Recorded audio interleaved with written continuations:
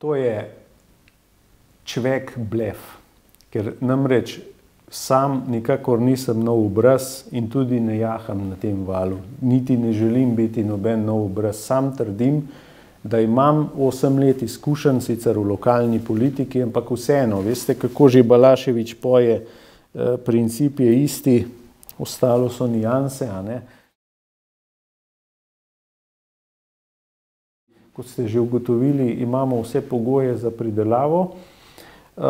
Drugače pa sam osebno, da bi bil za to, da se kar, mislim, jaz tega ne prakticiram, nikoli nisem, že tisti von mi je ogaben, tako da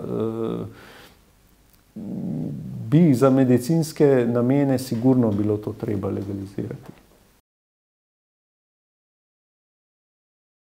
Ja, prva stvar, kar je to, da je ta globaliziran svet, ki je naredil svoje, a ne. To je bilo za pričakovati.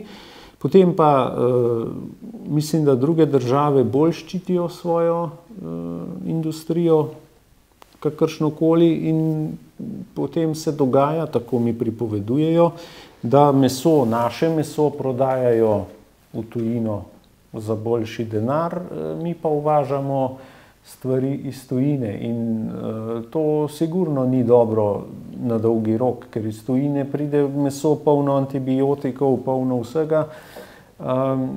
Vem, včasih smo imeli kmetijo, doma smo pridelovali tudi govedo in sicer ne veliko, to je bilo bolj tako, kot če bi imel vrtiček v poljedelstvu, ampak vseeno, ne.